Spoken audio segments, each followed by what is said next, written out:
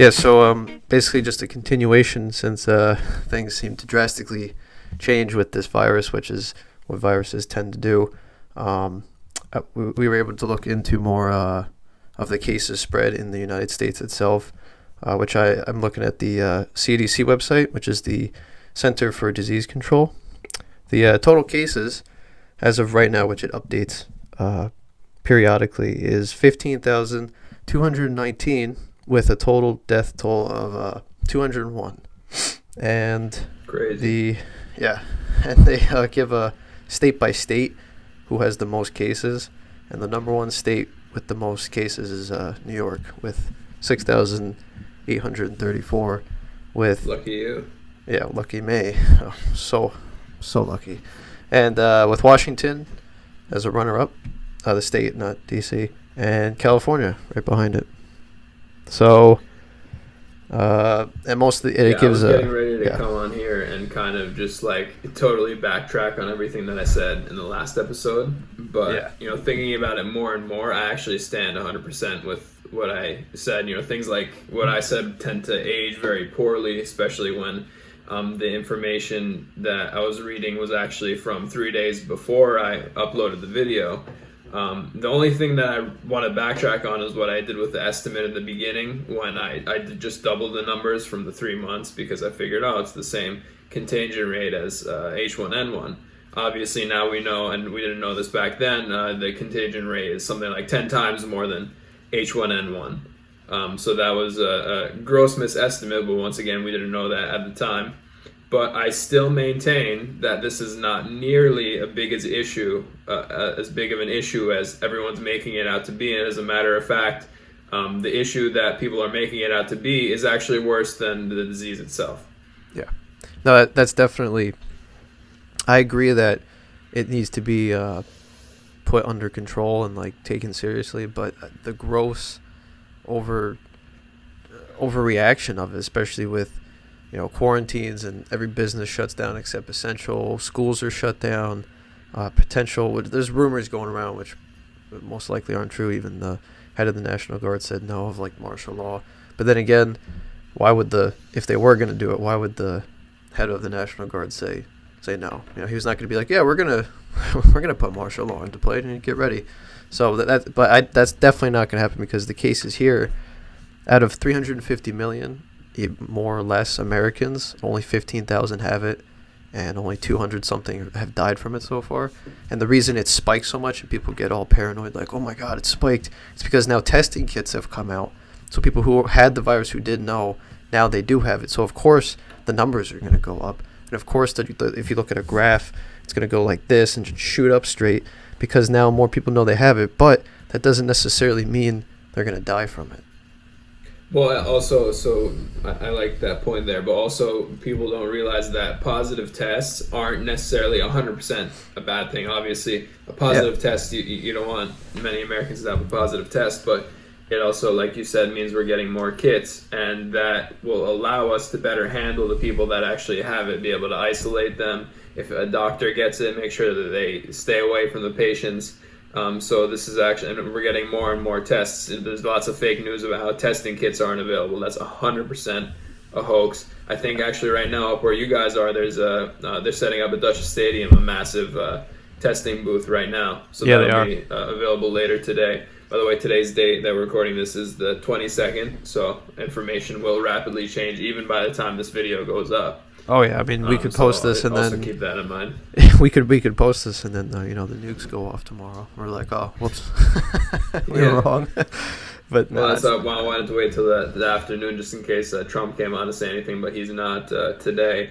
And I think it's terrific what the government has been doing other than shutting everything down. I disagree with that, but keeping the people informed, because really anything that they say is the most reliable source out there now, since you can't really trust the mainstream media for it anymore because they just try to fabricate as much as they can because they want to keep viewers coming back. So that's what we want to focus on today, is just the good news of everything that's come out so far. If you want to read us some numbers to keep us encouraged. Oh yeah. Well, besides, like I said earlier, which which should be good news, is out of 350 million people, more or less, only 15,219 cases have been reported. And the best part is there's already been treatments for it, like you said, which New York is going to do, which they already do have. Testing areas you can go in, they like swab you, they test you, they let you know. And then if you have it, you get treatment for it, and then your body will build up an immunity to it, and then you won't help the spread of it. And the main things to avoid are just, like people, like with the whole quarantine thing going on, people think like, oh, I gotta sit in my house for the next 6 months and do nothing. But basically all they're asking is don't do large groups like concerts, big gatherings. That's the thing. So my point with this, the saying it's unnecessary, is like, sure, we want to save our grandmas and grandpas. We love them. We're concerned about them. But at the same time, we really can't afford to be playing these games. The economy can't last with it. So that's why I'm always telling everyone. They're all saying, oh, it'll be over by June or whatever. I said, no, it's going to be over way before then. Yeah. Because it has to be. I can't be wrong. Because if I'm wrong, then the economy is just, that's it. Oh, yeah. So, yeah, exactly. Yeah. By the end of this month, things have to start returning to normal. And you know what? I can tell you that until April 1st, at least, things will get worse and worse. Numbers will keep climbing and climbing. I guarantee it. But once again, that's because we're getting more tests. But things eventually have to open back up because we just can't keep everything frozen like this. No, we can't. And, that's why there's a lot of petitions for people in college asking for classes to be pass-fail and stuff like that. Everybody's putting their stuff on hold, which some people would say, oh, well, it's for the betterment of everybody so we don't spread it. Like, okay, I see that point, but it can't be for months and months and months because, everything's just going to collapse. People aren't going to be able to pay their bills. They're not going to be able to provide food for their family. Like, yeah, the government postponed taxes till July and put the interest rates on loans to zero, but think about when paying rent isn't postponed. Yeah, paying rent isn't postponed. You still have to pay taxes per month. You have to pay taxes per month. There are still expenses that people have to pay, and also not to mention the stock market is just going to keep going down the more and more the media keeps pushing the hype. Yeah, and that's why... in reality, we know that the symptoms, depending on your age range, aren't really that bad. This is exclusively for the elder population. That's why Italy got hit so hard. Because of that. That is why Italy gets hit so hard, because culturally, well, one, there are a lot of old people in Italy. I think it's the third highest, I heard this on Joe Rogan, it's the third highest elder population in the world. On top of it, if you know the Italian culture, you have a lot of young people living with a lot of old people because the families there are very close. That's just part of the culture. Yeah. They all live together. That's why mi familia, you hear that all the time. So that's why you're seeing, because you're getting the younger people that show almost no symptoms because they have a lot better immune systems, and then they unknowingly give it to their older relatives. So that's why there's such disaster in Italy right now. Here you don't have as much of that, but like me, for example, I wouldn't be able to leave the house even when things start letting up because my grandfather, who I'm actually here, part of the reason that I'm here helping him out is because he's in his late 80s and he has a severe lung condition. So he's like prime candidate for something terrible happening for that. So I have to be the most responsible. But I'm advocating for everybody else to get out there and try to stir the economy up. And we're getting the stimulus checks, which I'm kind of skeptical on. I don't know if that's the best thing to do. I see where it's coming from, but also... are they going to mandate that you have to spend it? Like, I'm just going to squirrel it away in like my savings account. Exactly. Like, that's not going to stimulate the economy. It's just you're adding people's savings back up. But unless they mandate they have to spend it. But how are you going to enforce that? But that's the issue with the economy and the government ever since the gold standard. The gold standard was removed. Is whenever there's an issue economically, the government just goes in the back, fires up the printing machine, just prints tons of money that has no value to it. So now with this whole stimulus thing, they're just going to print billions of dollars of paper, and now we're just going to give money, and it's going to stimulate for a while. But then it's just going to add more fake money to the market that's already there. And we're the idea is, I don't know if they're printing it, but the idea is that maybe they'll cut some funding for things. But the idea is that they want you to spend it back into the market. People who are fiscally responsible, they're not going to just spend it back into the market when even maybe in this case they should be doing that. they're just going to squirrel it away in savings. And you know what? I'd be one of those people. Me too. And I don't know how they would enforce people trying to put it back into the economy. Yeah, they're going to go to your house and hand you the check and be like, all right, I want to see you spend it right now. Yeah, unless they give everyone like a Walmart gift card or something like that, right? Like you gotta like those fucking IRS scammers just you pay your IRS taxes with the Walmart gift card. Go to your store right now. But like what people don't realize, which I've seen videos on, like this is like kind of a new virus and it's not as known, but it still has the behavior of older viruses, and the main reason older people and people with underlying health issues are at risk is because a virus's main purpose is to replicate itself, and it needs a host to do that. So in a healthy body, it gets fought off and killed off and dies. In an unhealthy body, it'll just continue to replicate itself until it takes over the whole organism. But since they're older, they can't. Where do you think it came from? What's your theory? China. As Trump would say. Well, we know that much. But yeah, we know. I mean, but where do you think? There's lots of theories about the bat soup, and then there's the bio lab. I think those are the most two popular right now. Where do you think? Yeah, the opinion with the bio lab, and then like because China is communist and they don't regulate things, and it was an unregulated lab. But I think, I mean, since it's so close to a flu strand, I think either it was somebody in a lab messing around, or it's just one of those things where a virus finally just mutated and changed itself, and we were just unprepared for it, and unprepared for how quickly it spreads. I mean, I could see if it was a virus that kills you as soon as you get it, then I could see like, holy shit, like, we gotta start shutting stores down, we gotta get our guns, we gotta destroy the economy, this and that. But a virus that has similar comparison to the flu and other viruses and how it acts and behaves, shouldn't be really this blown out of proportion. And I think, like you said in the last video with the media, definitely the internet, people making memes about it, people texting people about it all the time. Well, it's not just the memes, Twitter. It's the people, the pressuring, the shaming into panicking. I mean, I've had family members that have tried to shame me into panicking, saying stupid and irresponsible, uneducated things like, well, I guess we have to wait until things get as bad as Europe to start taking things seriously. It's like, nobody's not taking it seriously. It's how we're handling it. And I think a lot of these politicians, both on the right and the left, are just kind of doing things to make it look like, oh, look, I'm being responsible and I'm doing something, when in reality, I think the right thing to do is be doing much less than what they're doing. And it's something that's going to cost a lot of lives, but it's something that I think is necessary. Yeah, there is definitely a gross shaming into like I've seen on social media and stuff, and people I know, like everybody's taking it seriously. Nobody's not taking it seriously, but they're making it seem like if you don't hunker down, wear a hazmat suit out every day, wash your hands 85 times a day, like you're an asshole and you're spreading the virus. Yeah, they're like, this is a pandemic. How can you not react to this? This is a pandemic, when half of them probably don't even know the definition of pandemic. Know what a pandemic is. But this is a pandemic. That's the issue, is everybody bullies everybody into a certain point of view. Like, yeah, it needs to be taken seriously. Yeah, we need to nip it in the bud. But we don't need to shut everything down, put everything on hold, ruin everybody's careers. People who are seniors, people who are in sports. I feel so bad for the people who are seniors this year in a college sport, who are like, this is their last year, and it just gets destroyed because of this. I don't think there's a reason to shut friends that had their troll track careers ended because of this. I personally had stuff canceled for that, but I don't see the point in canceling schools, because canceling schools, I kind of not like. I hate it.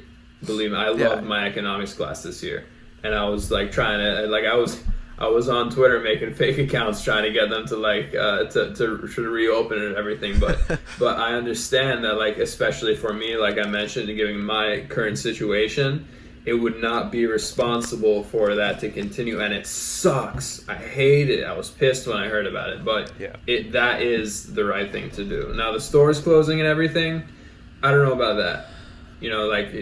Just the people that want to be extra responsible, then you just don't go out, quarantine yourself. Yeah, but the people that who don't are care, they go out anyway. Yeah, people who don't care and they get it and they end up seeing it was a huge mistake, then let them live with the mistake. But they're like, it's not like someone who just went to the store and touched all the shit at Walmart is gonna come knocking on your door being like, here, You know what I mean? Yeah, like open your mouth.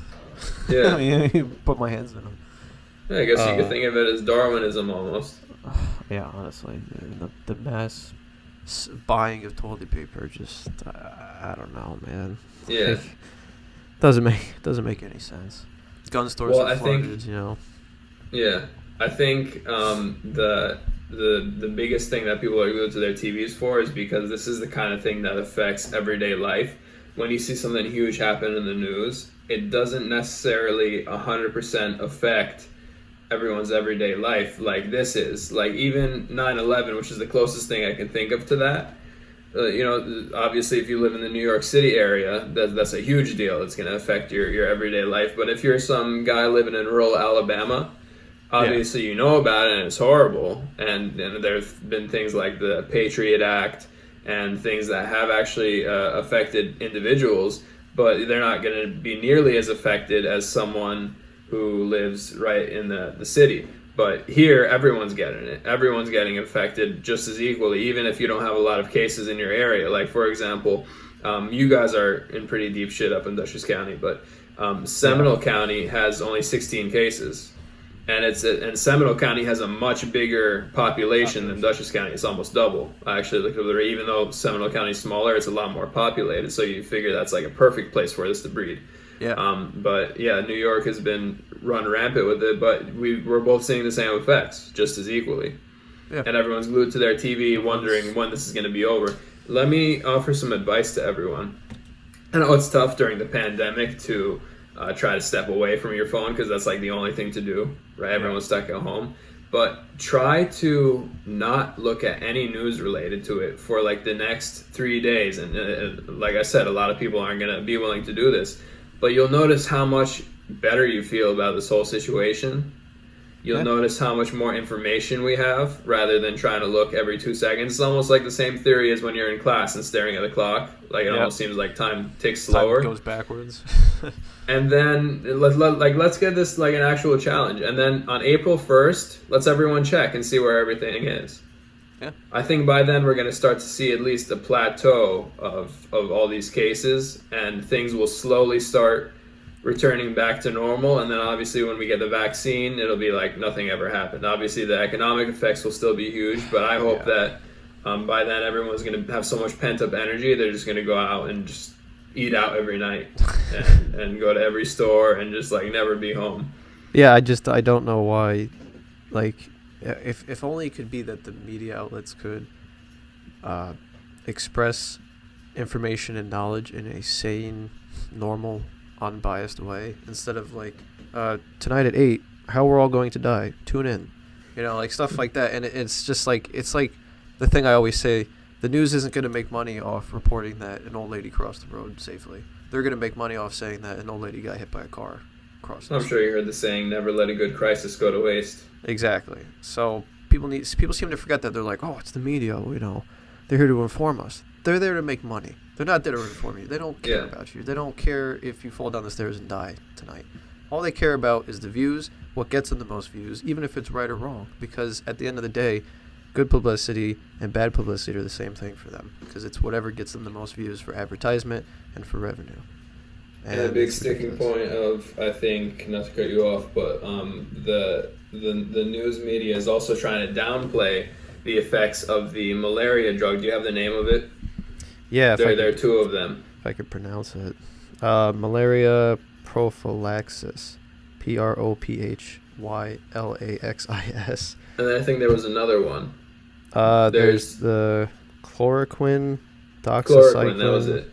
Yeah, chloroquine. Yeah, so those two have been showing a serious... I saw a chart yesterday. I forget where I saw it, but it showed the patients that were just the control patients. Mm-hmm. They were just going straight like normal, steadily increasing. And then they showed the patients that took just one of them, and you could see like a slight decrease. And then they showed the combination of both of them, and they showed a dramatic slope down.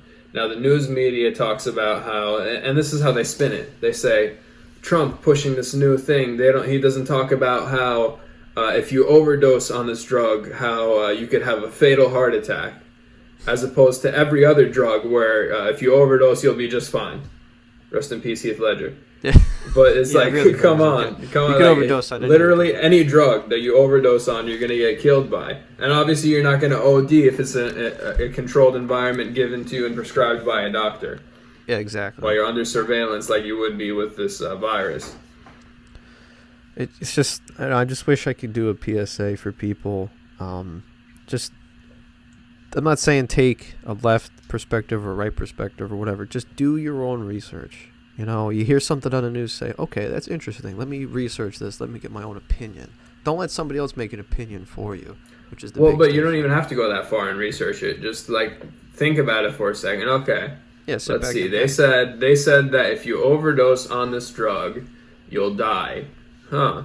Have I heard that anywhere else before? Like, you know, every single over-the-counter medicine commercial that you see on TV, right, where they say things super fast and the side effects and there's always death in there? Yeah. Oh, okay. Yeah, all of them do the same thing. All the rappers. So that's bullshit. Let me watch a different news network, and then once you figure out that they suck too, that's why it's so tough, because you don't know where to turn.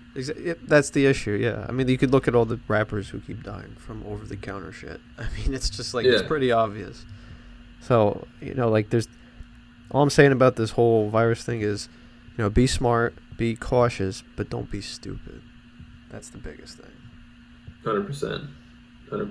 No, I think, when do you think this whole thing is going to be over? What's your prediction?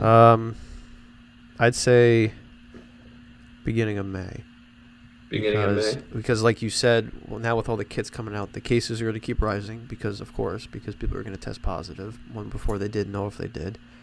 And then once all the cases are found and once the vaccines come out or more knowledge of it, it'll plateau and then it'll just slowly decline. Or it'll just become like the normal flu.